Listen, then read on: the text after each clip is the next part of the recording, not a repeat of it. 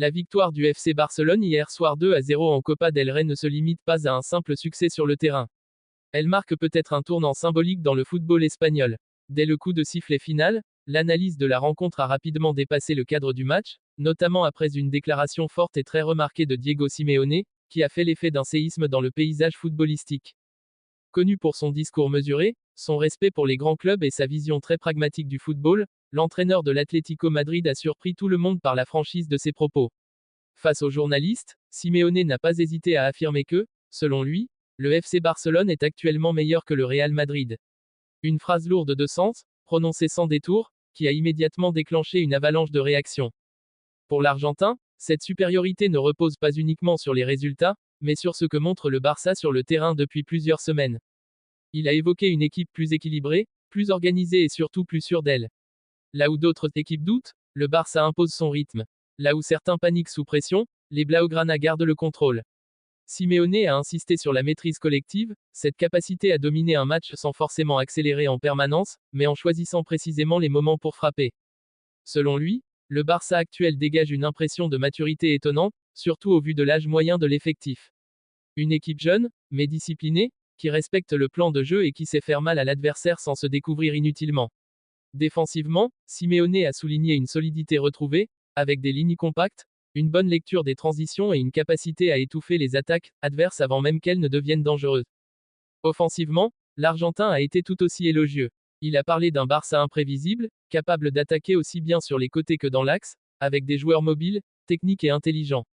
Une équipe qui ne dépend pas d'un seul homme, mais qui possède plusieurs profils capables de faire basculer une rencontre. Et pourtant, au milieu de ce collectif bien huilé, un nom revient sans cesse.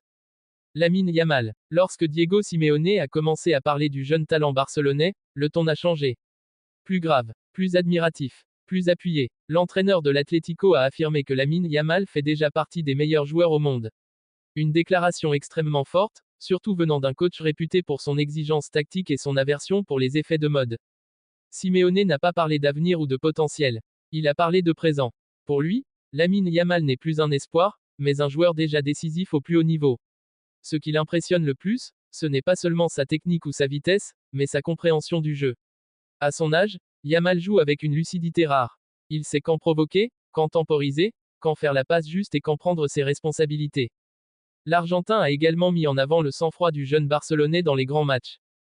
Lamine Yamal ne se cache pas. Il demande le ballon dans les moments chauds, il ose, il tente, il prend des risques. Une mentalité que l'on retrouve uniquement chez les joueurs d'exception.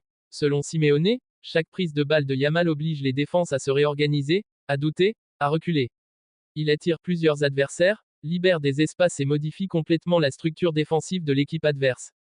Toujours selon Simeone, c'est cette capacité à influencer le jeu sans forcément marquer ou faire une passe décisive qui place déjà Lamine Yamal dans la catégorie des très grands. Il joue juste, il joue simple quand il le faut, mais il est capable de gestes décisifs au moment précis où le match en a besoin. Une qualité rare, que peu de joueurs possèdent, même avec beaucoup plus d'expérience.